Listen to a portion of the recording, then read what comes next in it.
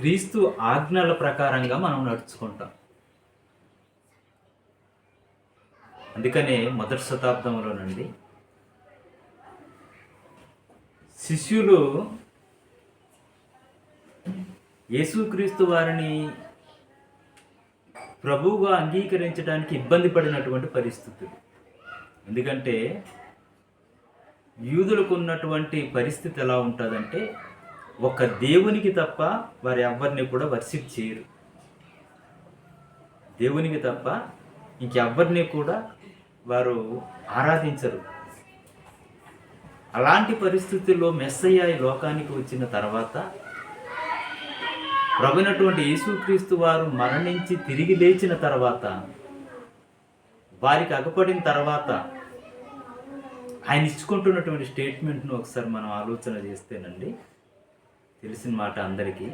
మత్తయి సువార్త 28వ అధ్యాయం 17వ వచనం నుండి మనం చదువుకోగలిగితే,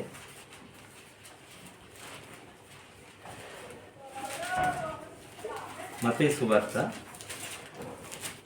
28వ అధ్యాయం వారు ఆయనను చూచి 16వ వచనం నుండి చూద్దాం.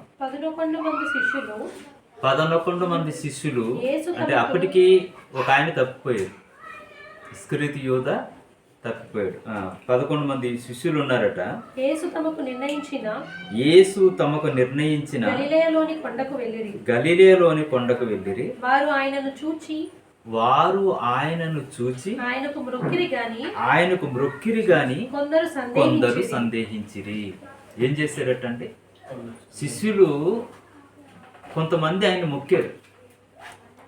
ఇంగ్లీష్ బైబుల్లో ఏమని ఉంటుందంటే వర్షిప్ చేశారని ఉంటుంది. కొంతమంది మొక్కారు అంటే ఆయన ప్రభువుగా వారిని అంగీకరిస్తున్నారు.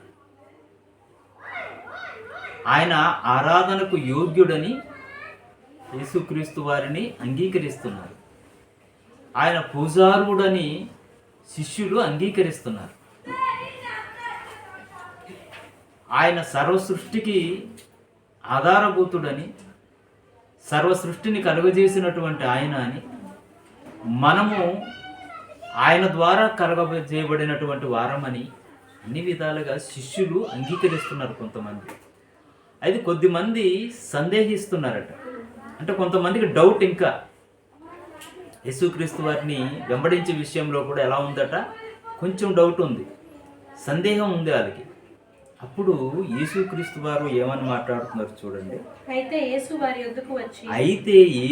వారి యొద్దకు వచ్చి పరలోకమందును భూమి మీదను నాకు సర్వాధికారం ఉన్నది. ఏంటి చెప్తున్నారండి? శిష్యులకు ఉన్నటువంటి డౌట్ అంతా కూడా క్లారిఫై చేస్తున్నారు. ఎందుకు అంటే, ఇప్పటి వరకు తమ్ముడు చెప్పినటువంటి ప్రసంగంలో తర్వాత సమాజానికి కావలసినటువంటి వారు ఎవరు అంటే శిష్యులు. ఆ శిష్యులు ద్వారా సమాజానికి సువార్త ప్రకటింపబడాలి. ఆ శిష్యుల ద్వారా సమాజం అంతా కూడా క్రీస్తులోనికి రావాలి. ఆ శిష్యుల ద్వారానే ఎన్నో పరిచర్యలు జరగాలి. ఆ పరిచర్యల్లో మిషనరీ పరిచర్య అనేది ప్రాముఖ్యం. ఈరోజు మిషనరీ పరిచర్య అనేది లేకపోతే మన భారతదేశానికి క్రైస్తవం విస్తరించేది కాదేమో. ఏమండి? ఎందుకంటే మిషనరీ పరిచర్య చాలా ప్రాముఖ్యం. ఇది యేసుక్రీస్తు వారు కూడా చేసింది. మిషనరీ పరిచర్య ఎవరు చేశారు? యేసుక్రీస్తు వారు కూడా చేసి చూపించారు. ఆనాటి కాలంలో ఎంతోమంది రోగులుగా ఉంటున్నప్పుడు వాళ్ళందరినీ కూడా స్వస్థపరచడం వెనకాల ఆయన మహిమను చూపించుకోవడానికి కాదు. ఎవరైతే ఆపదలో ఉంటారో ఆ ఆపదల్లో ఉంటున్నటువంటి వారికి కావలసినవన్నీ కూడా అనుగ్రహించాలి అని ఒక పాఠం నేర్పించటానికి యేసుక్రీస్తు వారు చేసినటువంటి స్వస్థతలు కేవలము ఆయన దేవునిగా, లేకపోతే ఆయన సమాజంలో ఒక మహిమ పొందటానికి చేసినటువంటి కార్యాలు అవి కావు. ఆయన చేసినటువంటి కార్యాలు అది మిషనరీ పరిచర్యలో భాగం. మిషనరీ పరిచర్యలో భాగం. ఒక హాస్పిటల్స్ ఉందనుకోండి, అది మిషనరీ పరిచర్యలో ఒక భాగం ఎలాగైతే అయిందో, ఆయన వైద్యం అందించటం కూడా అదే భాగమైంది. ఆయన ఆధ్యాత్మికంగా చెబుతూ, అంటే భౌతికమైనటువంటి ఆరోగ్యాన్ని అనుగ్రహిస్తూ ఆధ్యాత్మికమైనటువంటి వాటిని కూడా చెప్పటానికి దీన్ని మొదటగా చేసినట్టుగా మనం చూస్తున్నాం.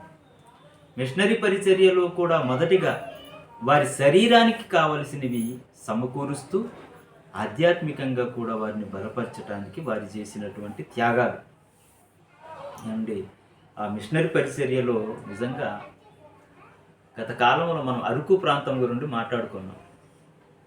అరకు ప్రాంతంలో మిషనరీ పరిచర్య చేయడానికి వచ్చినప్పుడు అక్కడ ఉన్నటువంటి మూఢనమ్మకాలు ఎంత భయంకరంగా ఉండేవి అంటే,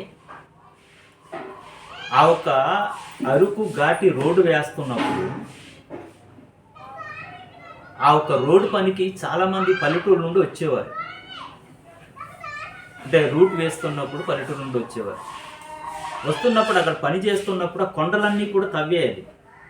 కొండలు తవ్వుతూ ఆ ఒక రోడ్డు మార్గాన్ని సరళం చేయాలి. అప్పుడు ఆయా ప్రాంతాల్లో, పల్లెటూరులో, గ్రామాల్లో ఉంటున్నటువంటి వారికి ఉన్నటువంటి ఆచారాలు, దేవతల్ని వారు పూజించేవారు.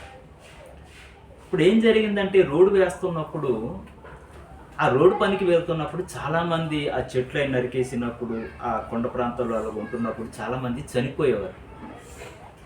చనిపోయినప్పుడు వారిలో ఉన్నటువంటి నమ్మకం ఏంటంటే, మా యొక్క దేవత ఈ యొక్క ప్రాంతంలో ఉంటున్నప్పుడు ఆ ఒక రోడ్డు మార్గాన్ని వేస్తూ ఆ ఒక ప్రాంతంలో ఉంటున్నటువంటి చెట్లు, దానికి సంబంధించినవన్నీ కూడా వారు పాడు చేసేటాన్ని బట్టి మా దేవతకు కోపం వచ్చి ఎంతోమందిని చంపేస్తుంది అని చెప్పేసి వాళ్ళు నమ్మేవారు అన్నమాట.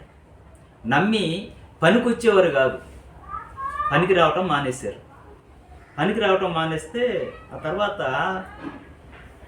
వాళ్ళ దగ్గరికి వెళ్ళి అడిగినప్పుడు, లేదు మా దేవత కోపం వచ్చింది, అందుకనే చాలామంది చనిపోతున్నారు అని చెప్పేసి వాళ్ళు చెప్పటం. అప్పుడు మిషనరీస్ కొంతమంది వచ్చి వారు వైద్యం చేసేవారు. వైద్యం చేయటానికి వాళ్ళ దగ్గరకు వచ్చినప్పుడు వారి యొక్క బ్లడ్ శాంపిల్స్ కావాలని అడిగితే ఎవరు ఇచ్చేవారు కాదు. అసలు ఎందుకు చనిపోతున్నారు, ఏంటి ప్రాబ్లం తెలుసుకుందామని చెప్పి మిషనరీస్ ఆ ఒక బ్లడ్ శాంపిల్స్ అడిగినప్పుడు ఎవరు కూడా ఇవ్వడానికి సిద్ధపడేవారు కాదు. అప్పుడు ఒరిస్సా, ఆంధ్రాకి సంబంధించిన బార్డర్లో ఉంటున్నటువంటి అప్పుడు రాజులుగా పరిపాలిస్తున్నటువంటి వారిని ఇందులో మిషనరీస్గా ఉంటున్నటువంటి వారు కొద్దిమంది వెళ్ళి చెప్పి వారి దగ్గరికి తీసుకుని వచ్చి, వాళ్ళ దగ్గర నుండి బ్లడ్ శాంపిల్స్ తీసుకుని వచ్చి ఆ బ్లడ్ శాంపిల్స్ అన్నీ కూడా కలెక్ట్ చేసి తీసుకువెళ్ళి టెస్ట్ చేసిన తర్వాత ఆ ఒక భయంకరమైనటువంటి మలేరియా వల్ల వారు చనిపోతున్నారు అని తెలిసింది. మలేరియా వల్ల చనిపోతున్నారు అని తెలిసింది.